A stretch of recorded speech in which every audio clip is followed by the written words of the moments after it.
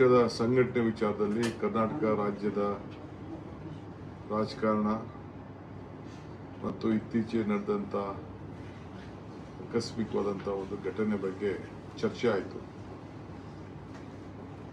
ಬಹಳ ಜನ ಎಂಪಿಗಳು, ಶಾಸಕರು, ಮಂತ್ರಿಗಳು ಮತ್ತು ಅನೇಕ ಸಂಘಟನೆಗಳು ಕಳೆದ 10 ವರ್ಷದಿಂದ ನಡೆದಂಥ ಜಾತಿ ಗಣತಿ ವಿಚಾರದಲ್ಲಿ ಏನು ನಾವು 12ನೇ ತಾರೀಕು ಒಂದು ಅಂತಿಮ ತೀರ್ಮಾನ ತೆಗೆದುಕೊಳ್ಬೇಕು ಅಂತ ನಿಗದಿಯಾಗಿತ್ತು. ಅದರ ಬಗ್ಗೆ ಒಂದು ವ್ಯಾಪಕವಾದಂಥ ಚರ್ಚೆ ಬಂತು. ಈ ಮಧ್ಯೆ ಎಲ್ಲ ಮಂತ್ರಿಗಳು ಕೂಡ ತಮ್ಮ ತಮ್ಮ ಅಭಿಪ್ರಾಯವನ್ನು ಲಿಖಿತ ಮುಖಾಂತರ ಮುಖ್ಯಮಂತ್ರಿಗಳಿಗೆ ತಿಳಿಸಿದ್ರು. ಅನೇಕ ಸಂಘಟನೆಗಳು, ಮಠಾಧೀಶರು, ಸಂಘ ಸಂಸ್ಥೆಯವರು, ಶಾಸಕರು, ಮಂತ್ರಿಗಳೆಲ್ಲ ಕೂಡ ಪ್ರತ್ಯೇಕವಾಗಿ ನಮ್ಮ ವರಿಷ್ಠರು ಕೂಡ ಮಾತಾಡಿದರು. ಸೊ ಈ ಹಿನ್ನೆಲೆಯಲ್ಲಿ ಕಾಂಗ್ರೆಸ್ ಅಧ್ಯಕ್ಷರು ರಾಹುಲ್ ಗಾಂಧಿಯವರು ಮತ್ತು ನಮ್ಮ 2 ಪ್ರಧಾನ ಕಾರ್ಯದರ್ಶಿಗಳು ವ್ಯಾಪಕವಾಗಿ ಚರ್ಚೆ ಮಾಡಿ ಏನು 12ನೇ ತಾರೀಕು ನಡೆಯುತ್ತ ಸಂಪುಟದ ಸಭೆ ಮುಂಚಿತವಾಗಿ ಅನೇಕ ಮಂತ್ರಿಗಳನ್ನ ಕರೆದು ಮಾತಾಡಬೇಕು ಅಂತೇಳಿ ಒಂದು ದಿನಾಂಕ ಕೂಡ ನಿಗದಿ ಮಾಡಬೇಕು ಅಂತ ಇತ್ತು. ಆದರೆ ಇವತ್ತು ನಮ್ಮಿಬ್ಬರನ್ನೇ ಕರೆಸಿ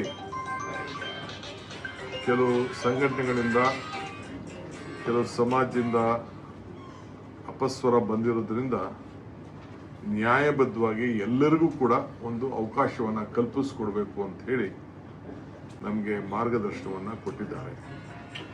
ಸೊ ಅದಕ್ಕೆ ಮುಖ್ಯಮಂತ್ರಿಗಳಿಗೆ ಮತ್ತೆ ನೀವು ಎಲ್ಲರಿಗೂ ಕೂಡ ನೀವು ಅವಕಾಶ ಕೊಡಬೇಕು, ಮತ್ತೆ ಏನು ಪ್ರತಿ ಮನೆಗೂ ಕೂಡ ಯಾರು ಕೂಡ ಅಪಸ್ವರ ಸಿಗಬಾರ್ದು ಅಂಥೇಳಿ ಒಂದು ಮಾರ್ಗದರ್ಶನವನ್ನು ಕೊಟ್ಟಿದ್ದಾರೆ.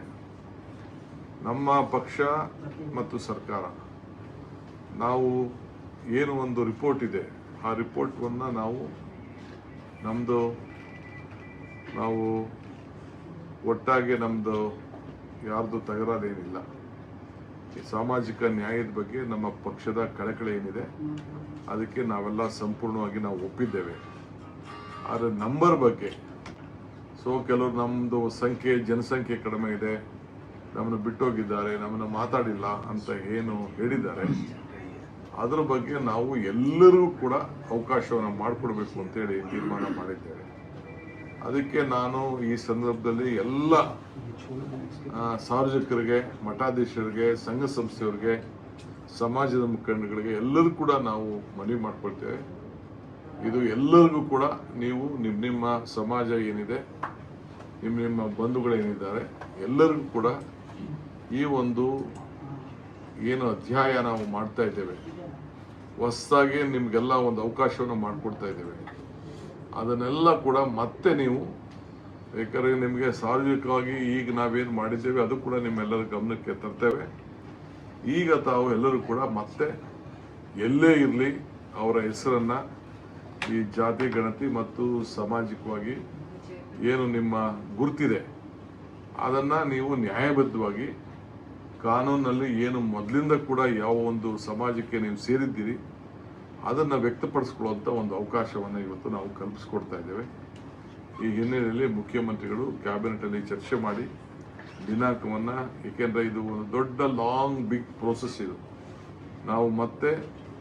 ನಾವು ಈಗಾಗಲೇ SC ಜನಾಂಗಕ್ಕೆ ಸಂಬಂಧಪಟ್ಟಂತೆ ಈಗಾಗಲೇ ಸುಮಾರು 1-2 ತಿಂಗಳಿಂದ ಅದರ ಬಗ್ಗೆ ವಿವರವಾದಂಥ ಒಂದು ಜನಗಣತಿ ಅವ್ರಿಗೊಂದು ಅವಕಾಶವನ್ನು ಕಲ್ಪಿಸ್ಕೊಟ್ಟಿದ್ದೇವೆ.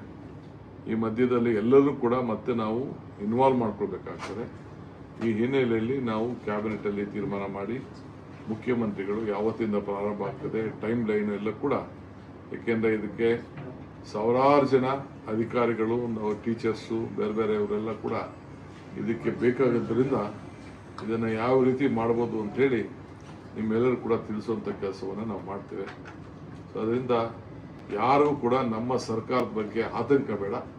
ನಾವು ಎಲ್ಲರನ್ನೂ ಕೂಡ ವಿಶ್ವಾಸಕ್ಕೆ ತೆಗೆದುಕೊಂಡು ಎಲ್ಲರೂ ಕೂಡ ನ್ಯಾಯವನ್ನು ಒದಗಿಸಿಕೊಡ್ಬೇಕು ಅನ್ನೋದು ನಮ್ಮ ಕಾಂಗ್ರೆಸ್ ಸರ್ಕಾರದ ಒಂದು ಸಂಕಲ್ಪ.